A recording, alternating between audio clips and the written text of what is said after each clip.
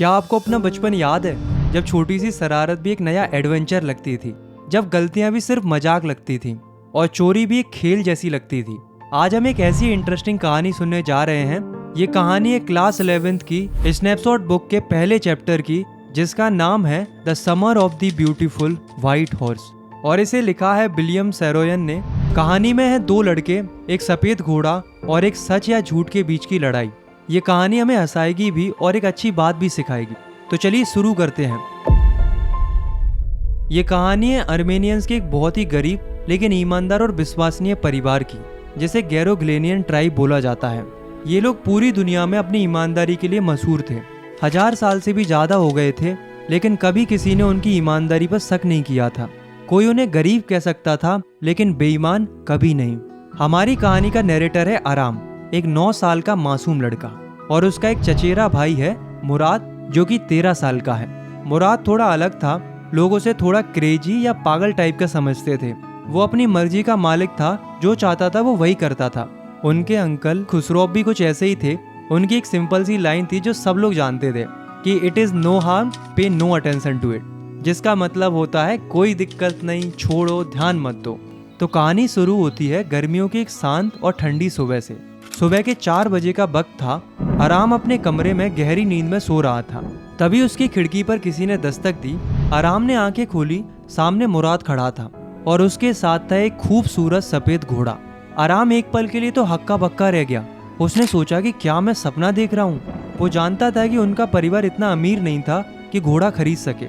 उसके दिमाग में तुरंत आया कि क्या मुराद ने ये घोड़ा चुराया है, लेकिन अगले ही पल आराम ने सोचा कि नहीं, हमारा परिवार तो चोरी कर ही नहीं सकता, हम तो गैरोग्लेनियन हैं। मुराद ने आराम से कहा, चलो घोड़े पर बैठो। आराम बिना कुछ पूछे चुपचाप घोड़े पर बैठ गया, क्योंकि आराम को भी घोड़े बहुत पसंद थे। वो हमेशा से घोड़े की सवारी करने का सपना देखता आया था। आज जैसे वो सपना सच हो गया था। दोनों भाई बिना किसी को बताए उस सफेद घोड़े पर चढ़कर गांव के बाहर खुली हवा की तरफ निकल गए। घोड़ा इतना तेज दौड़ रहा था जैसे हवा से बातें कर रहा हो। आराम के लिए ये पल जादू जैसा था। उसने सोचा कि मैंने आज तक इतनी खूबसूरत चीज कभी नहीं देखी। मुराद घोड़े पर बैठा हुआ खुशी खुशी गाने गाने लगा। उसकी आवाज ज्यादा अच्छी तो नहीं थी, लेकिन उस वक्त वो खुशी में डूबा हुआ था और बस गा रहा था। आराम उस पल में खुद को सपने जैसा महसूस कर रहा था। सब कुछ इतना खूबसूरत और अनरियल लग रहा था, लेकिन उसके दिल के कोने में एक छोटा सा डर भी था कि कहीं ये घोड़ा चोरी का तो नहीं। जब आराम ने मुराद से पूछा तो मुराद ने बड़ी ही शांति से कहा कि अगर मैं इसे सिर्फ राइडिंग के लिए लाया हूँ और वापस करने वाला हूँ तो ये चोरी थोड़ी ना है। अब आराम भी तो घोड़ों से बहुत प्यार करता था, इसलिए आराम ने भी अपने बचपन के मासूम दिमाग से खुद को समझा लिया, अगर तुम किसी चीज को दिल से चाहते हो, उसका पैसा नहीं दे सकते, लेकिन उसे छोड़ोगे भी नहीं, तो हो सकता है कि वो चोरी ना हो। ये उनकी मासूमियत और बचपन की सोच थी, जहाँ गलती और खुशी का फर्क समझना थोड़ा मुश्किल होता है। जब मुराद अपनी सवारी पूरी कर चुका तो उसने आराम से कहा कि अब तुम बैठो, तुम्हारी बारी है। आराम थोड़ा नर्वस था, क्योंकि उसने कभी घोड़े की सवारी नहीं की थी, लेकिन उसे अपना सपना पूरा करने का मौका था। तो धीरे से वो घोड़े पर बैठ गया। लेकिन जैसे ही आराम घोड़े पर बैठा, घोड़ा बिल्कुल चुपचाप खड़ा रहा। उसने कोई हरकत नहीं की।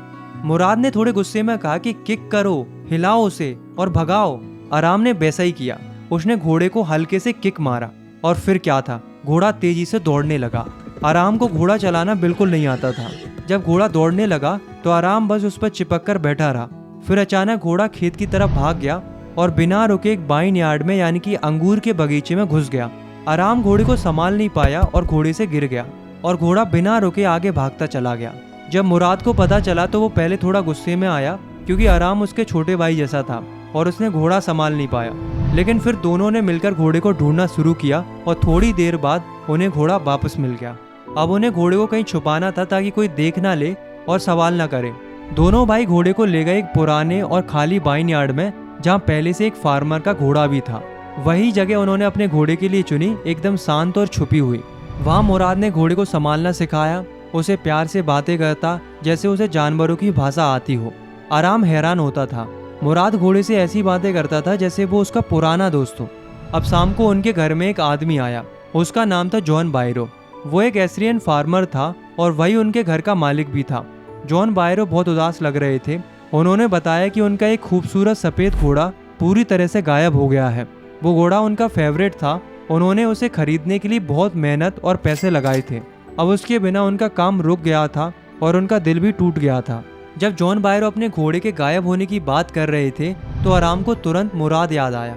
उसने सोचा कि कहीं मुराद ने तो उनका घोड़ा नहीं चुराया, लेकिन उसने कुछ कहा नहीं, बस अंदर ही अंदर थोड़ा गिल्टी महसूस करने लगा। जॉन बायरो की बात सुन के उनको मुराद के दादाजी खुसरोव से मिलाया गया। खुसरोव अपने तेज गुस्से और एक ही लाइन को बार बार बोलने के लिए मशहूर थे, it is no harm, pay no attention to it. जैसे ही जॉन बायरो ने अपने घोड़े की खो जाने की बात खुसरोव को बताई तो उन्होंने बिना सोचे समझे वही जवाब दे दिया, it is no harm, pay no attention to it. John Byrow का चेहरा गुस्से से लाल हो गया। उसने कहा कि मेरा घोड़ा चोरी हो गया है और आप कह रहे हो नो हार्म। लेकिन खुसरोव फिर भी शांत नहीं हुए। उन्होंने कहा कि क्या तुम्हें चैन से रहना नहीं आता? चुप रहो, दिमाग खराब मत करो। आराम चुप था, लेकिन उसका मन अंदर ही अंदर उलझन में पड़ गया था। जैसे ही आराम को पता चला कि जॉन बायरो अपने घोड़े को ढूंढ रहे हैं, वो तुरंत मुराद के पास दौड़कर गया। उसने घबराकर कहा, घोड़ा मत वापस करना, कम से कम तब तक नहीं जब तक मैं भी घोड़े की तरह तैरना नहीं सीख लेता। लेकिन मुराद ने शांति से उसे समझाया कि हम किसी का घोड़ा चुरा नहीं सकते आराम। हमारा परिवार ईमानदारी के लिए जाना जाता है और ये ईमानदारी हमारे लिए सबसे बड़ी बात है। आराम अब भी थोड़ा उदास था। तब मुराद ने उसे तसल्ली दी और कहा कि मैं वादा करता हूँ मैं इसे 6 महीने से ज्यादा नहीं रखूंगा। आराम ने सिर हिला दिया, लेकिन उसका दिल कह रहा था कि काश ये घोड़ा हमारा होता। अगले दिन सुबह मुराद और आराम फिर से घोड़े को लेकर निकल गए। दोनों ने एक बार फिर से मजेदार सवारी की जैसे हर दिन करते थे। लेकिन जब वो घोड़े को वापस छुपाने जा रहे थे तो रास्ते में अचानक उनकी मुलाकात जॉन बायरो से हो गई। जॉन बायरो ने उन्हें देखा और फिर उस सफेद घोड़े को देखा तो वो तुरंत पहचान गए कि ये घोड़ा तो उनका है। वो घोड़े के पास गए, उसके दांत देखे और हाथ उसके मुंह में डालकर पक्का कर लिया कि हाँ, ये उनका ही घोड़ा है। लेकिन उन्होंने कुछ कहा नहीं, क्योंकि जॉन बायरो गैरोग्लेनियन ट्राइब की ईमानदारी पर इतना विश्वास करते थे कि उन्हें लगा कि ये मेरा घोड़ा हो ही नहीं सकता। उन्होंने घोड़े की शकल, रंग, सब कुछ ध्यान से देखा और लगा कि सब कुछ उनके घोड़े जैसा ही है।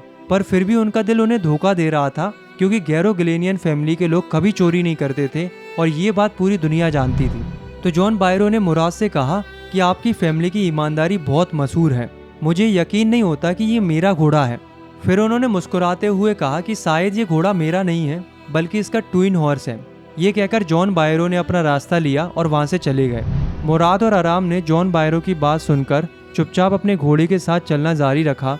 मुराद ने समझा कि जॉन बायरो कितने ईमानदार और अपने परिवार के ऊपर कितना भरोसा करते हैं। अगले दिन सुबह दोनों भाई चुपके से जॉन बायरो के घोड़े को उनके पुराने बार्न में यानी कि तबेले में छोड़ आए।